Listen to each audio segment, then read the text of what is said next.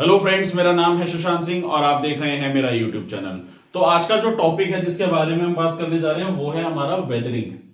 Last video में हम लोगों ने एक्सोजेनिस पार्ट के बारे में पढ़ा था, यानी हमने जाना था एक्सोजेनिस फोर्सेस के बारे में। तो ये जो हमारा टॉपिक चल रहा है, हम एक्सोजेनिस फोर्सेस को पढ़ रहे हैं, यानी कि अर्थ के बाहर क्या क्या फोर्सेस लग रही है जिसमें अर्थ के मटेरियल्स में बदलाव देखने को मिल रहा है।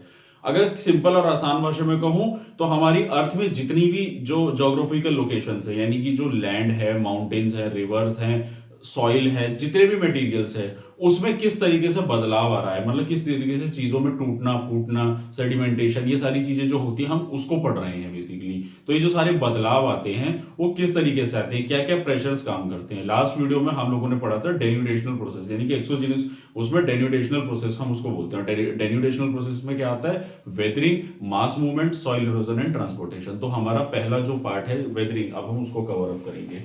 यहाँ पे एक बात और बताना चाहूंगा, जो ज्योग्राफी की बुक है हमारी, तो ये जो टॉपिक है वेदरिंग और वैसे भी एक्सोजेनिस प्रोसेस अब हम ये जो पढ़ रहे हैं, ये थोड़ा सा टेक्निकली इसमें साइंस घुस गई है। कि जैसे हमारा जो केमिस्ट्री का पार्ट होता है, जैसे केमिकल रिएक्शंस, और मैंने इसमें इक्वेशन भी लिखी हुई है, तो ये आपके सिलेबस के पार्ट नहीं है, ना ही बुक में दी हुई है। ये मैंने समझाने के पॉइंट ऑफ व्यू से लिखी हुई है, ताकि आपको एक एग्जांपल के तौर पे चीज को समझा सकूं होता क्या है। तो बस इसलिए मैंने ये लिखी है। बाकी यूपीएससी पॉइंट ऑफ व्यू से कहूं तो अगर आप साइंस के स्टूडेंट हैं, आपको फिजिक्स केमिस्ट्री की थोड़ी सी अगर इक्वेशंस वगैरह आती हैं, नहीं भी है, तो अगर आप इसको लर्न कर लेंगे, एग्जाम में लिख करेंगे, तो आपके लिए फायदेमंद ही होगा। तो ये थोड़ा सा यहाँ पे होगा, तो घबराने की जरूरत नहीं, तो मैं इसको अच्छे से एक्सप्लेन करूंगा। थ्योरेटिकल पार्ट को मैंने इसमें बिल्कुल नहीं लिखा है, इसमें पॉइंट टू पॉइंट चीजों को बताया, इसलिए मैं हर एक पॉइंट को एक्सप्लेन करूंगा, फिर आपको इजीली चीजें समझ में आ जाएंगी, फिर आप रीड करोगे, टॉपिक को क्लियर अप कर लेंगे। तो हमारा टॉपिक है बेसिकली वेदरिंग। तो वेदरिंग क्या होती है? वेदरिंग का मतलब, इसमें वर्ड सुनाई देना ना, वेदर, यानी कि वेदर के चलते हुए जो पूरे के पूरे अर्थ स्ट्रक्चर में बदलाव देखने को मिलते हैं।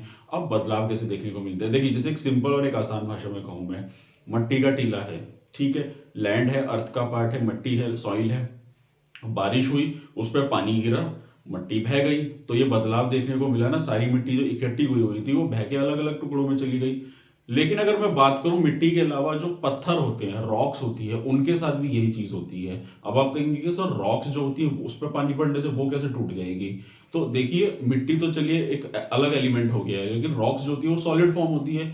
लेकिन क्या होता है, सालों तक जब उस पर बरसात हो गया, धूप हो गई, टेम्परेचर का बढ़ना चढ़ना, फिर ठंड आती है, तो उसके बाद कहीं ना कहीं पत्थरों में क्रैक्स देखने को मिलते हैं। ये एक बार में नहीं होता है, सालों लग जाते हैं, और पत्थर अपना आकार बदल देता है, शेप बदल देता है।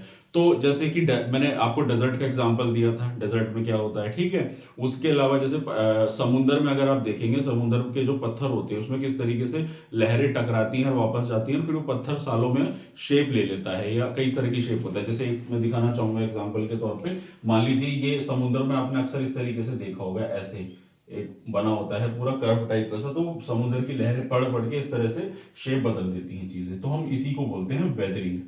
तो अब ये होता क्या है, चलिए अब हम इसको डिटेल में थोड़ा समझेंगे। देखिए, so weathering is basically an action of elements of weather and climate over earth materials, यानी कि वेदर और क्लाइमेट के जो एलिमेंट्स होते हैं वो अर्थ पे जब रिएक्ट करते हैं, यानी टक्कर मारते हैं, तोड़ फोड़ करते हैं, उससे एलिमेंट्स में बदलाव आता है। अब elements of weather and climate क्या होता है, उससे पहले मैं आपको बता दूं वेदर और क्लाइमेट में डिफरेंस क्या होता है। देखिए, वेदर का मतलब होता है जो रोजमर्रा की जिंदगी में हमारा वेदर कैसा है। जैसे आज वेदर कैसा है, अब जैसे नवंबर का महीना चल रहा है, ठंड आने वाली है, तो वेदर कैसा है, आज हमारा थोड़ा ठंडा वेदर है, ठीक है। गर्मी आएगी तो अभी थोड़ा गर्मी वाला वेदर है, मतलब जो डे टू डे चेंजेस होते हैं। जैसे बरसात है तो आज थोड़ा बरसाती मौसम हो गया, कल धूप निकली है तो आज क्लाउडी, आज थोड़ा सनी डे हो गया है, ये होता है वेदर।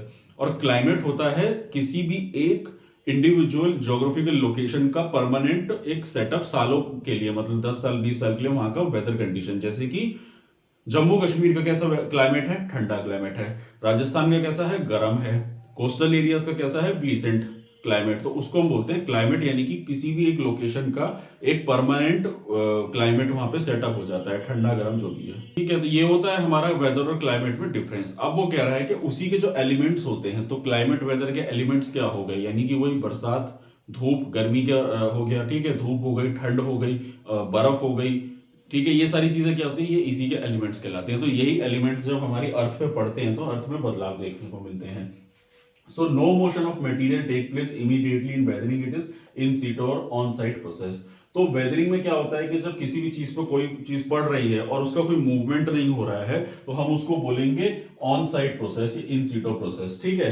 यानी कि जैसे मान लीजिए कोई पत्थर है, उसके ऊपर धूप पड़ रही है, फिर उस पर पानी गिरा, फिर उस पर ठंड पड़ रही है, तो फिर एक दिन वो ब्रेक हो जाता है, लेकिन मोशन तो नहीं क्रिएट हुआ, वो वहां से उठकर तो चीज कहीं और नहीं चली गई है, वो मास मूवमेंट में क्रिएट होता है, ठीक है। तो उसको मतलब on side in side movement. तो अब बेसिकली वेदरिंग के जो होते हैं ना, तो weathering process differ from the depth of the weathering metal. इसमें ये एक लाइन लिखी हुई है, इसलिए मैं इसको अलग से लिखा हुआ है, इसको बता देता हूँ। बुक में क्या है कि एक वो दिया हुआ है आपको, डायग्राम दिया हुआ है, तो डायग्राम कुछ इस तरीके से है, ऐसे दिया हुआ है डायग्राम, ऐसे इस तरीके से दिया हुआ है।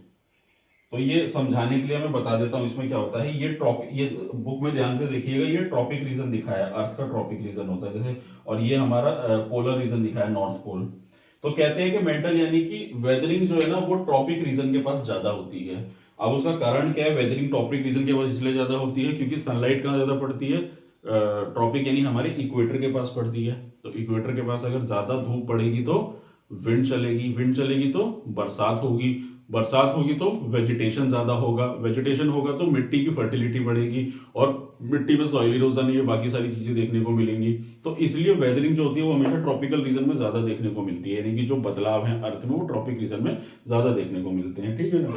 तो चलिए ये तो हुआ हमारा इसके बारे में कि वेदरिंग होता क्या है। अब वेदरिंग के ग्रुप्स के बारे में अगर मैं बात करूं कि ग्रुप ऑफ वेदरिंग प्रोसेस, यानी इस प्रोसेस में कितने टाइप के प्रोसेस होते हैं, तो देखिए 3 टाइप के प्रोसेस हैं, केमिकल, फिजिकल और बायोलॉजिकल, ठीक है। ये 3 प्रोसेस है, एक एक करके शुरुआत करते हैं। यहाँ पे पहला आता है हमारा केमिकल प्रोसेस। तो केमिकल प्रोसेस क्या होता है, देखिए केमिकल वेदरिंग का मतलब होता है carbonation, hydration, oxidation, reduction act on the rocks to decompose, dissolve और रिड्यूस। तो इसमें रॉक्स क्यों आ रहा है, हर जगह रॉक इसलिए आ रहा है क्योंकि लैंड क्या है हमारा, रॉक का ही तो बना हुआ है ना। हमारा क्या है, जो मैग्मा निकलेगा तो वो भी रॉक फॉर्मेशन, तो रॉक ही तो है, सारा का सारा ठोस है या फिर मिट्टी है, और उस रॉक से ही टूट के वो मिट्टी बन जाती है, यही है।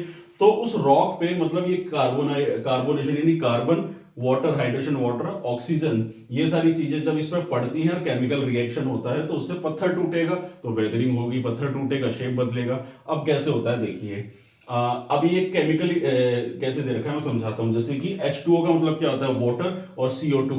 तो H2O और CO2 यानी कि पानी और कार्बन हमारी बॉडी के अंदर होता है, जब ये दोनों मिलेंगे तो क्या होगा, केमिकल रिएक्शन होगा, केमिकल रिएक्शन होगा तो क्या बनता है, H2CO3 यानी कि कार्बोनिक एसिड। कार्बोनिक एसिड बनेगा तो हमारा डाइजेशन जल्दी होता है। एसिड क्या होता है, चीजों को गलाता है जल्दी जल्दी, ठीक है, एसिड चीजों को जल्दी खत्म कर देता है।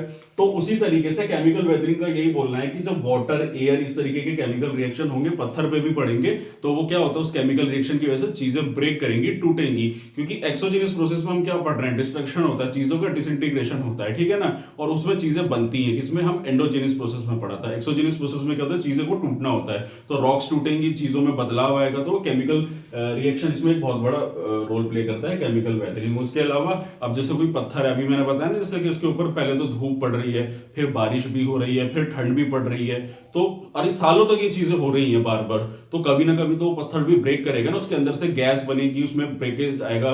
जैसे घरों में आप लोगों ने देखा होगा, जब नया घर बनता है फिर कुछ टाइम बाद होता है उसमें कहीं कहीं दरारें देखने को मिल जाती है आपको पेंट होने के बाद, तो क्या होता है, अंदर सीलन दब जाती है, गैस दबी होती है, तो निकलती है, तो ब्रेक करते हैं। तो उसके कोई घर है, उसके ऊपर बरसात भी पड़ती है, धूप भी पड़ती है, ठंड भी पड़ती है, मौसम बदलता है, तो घर पे कुछ तो फर्क पड़ेगा ना, उसका दरारें वगैरह देखने को मिलेंगी, तो वो बदलाव आता है।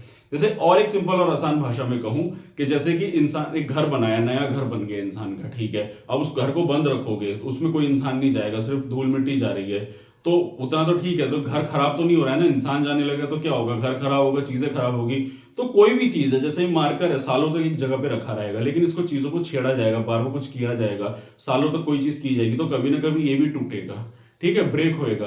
तो किसी भी चीज का, किसी भी चीज से इंटरेक्शन होना, टकराना, मिलना, तो कुछ ना कुछ तो रिएक्शन होता है ना। कि फिजिक्स में क्या पढ़ा, every action has a equal and opposite reaction. तो मतलब एक्शन के साथ साथ रिएक्शन भी होगा, उसमें कोई चीज से टकराओगे तो उसका रिएक्शन भी होगा, चीज टूटेगी फूटेगी, कुछ ना कुछ होगा। तो वही चीज है कि जब बरसात, पानी, हवा, ये सारी चीजें, क्लाइमेटिक कंडीशन जब किसी भी चीज से टकराएंगी, मिलेंगी, तो क्या होगा, कुछ ना कुछ बदलाव देखने को उसमें मिलेगा, ठीक है ना। ये होता है हमारा केमिकल रिएक्शन। और उसके अलावा इसमें बोला गया डिकम्पोजिशन, इंक्रीज CO2 लेवल, यानी कि जब हमारे क्या कहते हैं, जैसे जो प्लांट्स, एनिमल जब डिकम्पोज हो जाते हैं, मिट्टी में मिल जाते हैं, तो क्या होता है, हमारे अंडरग्राउंड लेवल में CO2 लेवल बढ़ जाता है। अब CO2 लेवल बढ़ेगा तो मिट्टी में, उसमें भी कहीं ना कहीं चेंजेस देखने को मिलेंगे, ठीक है। तो ये होता है हमारा केमिकल वेदरिंग के बारे में। अगला आता है हमारा फिजिकल वेदरिंग। फिजिकल वेदरिंग यानी कि चीजों में डायरेक्ट किसी चीज का होना। सॉरी, ये जो मैंने अभी बताया था ना केमिकल वेदरिंग, इसमें तो केमिकली रिएक्शंस हो रहा था। अभी जो बरसात धूप वाला मैं कॉन्सेप्ट बता रहा था वो आएगा हमारा फिजिकल वेदरिंग में, यानी कि क्या क्या फोर्सेस लग रही हैं। तो पहला तो हमारा ग्रेविटेशनल फोर्स हो गया। कोई भी चीज है अगर रखी हुई है ऐसे, तो ग्रेविटेशनल फोर्स उसको खींच तो रहा है ना, प्रेशर तो क्रिएट हमेशा ही कर रहा है उसमें, तो उसमें कभी ना कभी तो बदलाव देखने को मिलेगा। उसके अलावा एक्सपेंशन फोर्सेस, टेम्परेचर जो अभी बताया मैंने, पत्थर पे धूप हवा पानी लगेगा उसकी वजह से, और वाटर प्रेशर, पानी टकराएगा, बरसात का हो गया, नदियों का हो गया। जैसे समुद्र का भी एग्जाम्पल दिया था कि समुद्र में जो छोटे छोटे पहाड़ होते हैं, अगर वो टकराएगा पानी फिर वापस जाएगा, फिर टकराएगा फिर वापस जाएगा, तो कभी ना कभी वो पत्थर की भी शेप बनेगी और पत्थर टूटेगा। ठीक है ना, तो उसके बारे में बात करा। तो ये होता है हमारा फिजिकल वेदरिंग। और तीसरा आता है हमारा बायोलॉजिकल वेदरिंग। बायोलॉजिकल वेदरिंग यानी कि इंसान और एनिमल, इनकी वजह से, so due to growth and movement of organisms. तो जानवर, ऑर्गेनिजम्स, ये जो होते हैं, इनका भी एक रोल होता है अर्थ में बदलाव लाने में। जैसा अभी मैंने आपको घर का एग्जांपल दिया कि घर है नया बना, उसमें धूल मिट्टी आएगी, अगर वो घर बन रहेगा चलो ठीक है, अब उसमें लोग आना शुरू होंगे तो क्या होगा, बच्चे खेलेंगे कूदेंगे, दीवारों में पेंसिल चला देंगे, और घर में टूट फूट भी होती है जब इंसान रहेगा। तो ये होता है ना, आप घर में रहोगे तो घर को दरवाजा खोलोगे बंद करोगे तो धम धम होगी, तो घर में भी धीरे धीरे धीरे धीरे फिर वो मेंटेनेंस मांगता है। जब लोग रहने लगेंगे तो घर खराब भी होएगा थोड़ा थोड़ा। तो ठीक उसी तरीके से सालों, मिलियन, करोड़ों सालों पहले हमारी अर्थ बनी, फिर उसमें जानवर आए, और सबसे ज्यादा डिस्ट्रक्शन किसने मचाया, इंसान ने। इंसान सबसे ज्यादा एनवायरमेंट का डिस्ट्रक्शन कर रहा है, पूरा का पूरा अर्थ का।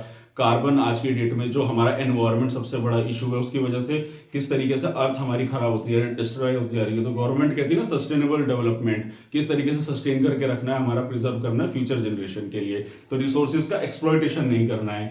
तो ये तो बात करी मैंने इंसानों की। अब बात करूंगा जानवरों की। तो जानवर किस तरीके से हमारे लैंड को, यानी वेदरिंग किस तरीके से क्रिएट कर रहे हैं, जैसे कि burrowing and wedging by organisms like earthworm, termites, and creates a new contact between air, water and minerals. तो ये बेसिकली क्या है कि जैसे छोटे छोटे जानवर होते हैं ना, सांप, चूहा, बिल्ला, जो बिल में घुस जाते हैं, तो बिल में घुसेंगे तो मिट्टी निकाल निकाल के बाहर डालेंगे, फिर होल कर देंगे, फिर उस होल में जब छेद हो जाएगा तो उसमें फिर पानी जाएगा, एयर जाएगा, मॉइस्चर जाएगा, तो केमिकल रिएक्शन होगा जिसके चलते, और केमिकल रिएक्शन होगा तो मिट्टी में और वेदरिंग में चेंजेस आएगा। मिट्टी एक जगह से दूसरी जगह जा रही है ना, तो क्या कर रहा है जानवर, जैसे कुत्ता होता है, कुत्ता मिट्टी खोदता है तो खोद के बैठता है, तो क्या कर रहा है, नेचर की चीजों को इधर से उधर कर रहा है ना। तो क्या है वेदरिंग, क्या है, यही तो है ना कि नेचर में चीजों का मूवमेंट इधर, मतलब इधर उधर होना, और चीजों का ब्रेक होना, डिस्ट्रक्शन होना।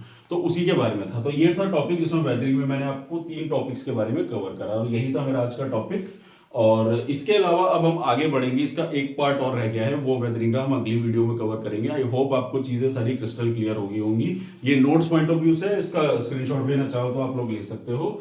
और तो यही था मेरा आज का टॉपिक। और अगर आपको मेरा काम पसंद आ रहा है, अगर आपको मेरी वीडियो अच्छी लग रही है, तो मेरे चैनल को सब्सक्राइब कीजिए, मेरी वीडियो को लाइक कीजिए, और आने वाले समय में आपको और ऐसी इंफॉर्मेटिव वीडियोस मिलती रहेंगी। तो आज के लिए इतना ही, मिलते हैं नेक्स्ट वीडियो में। Thank you very much.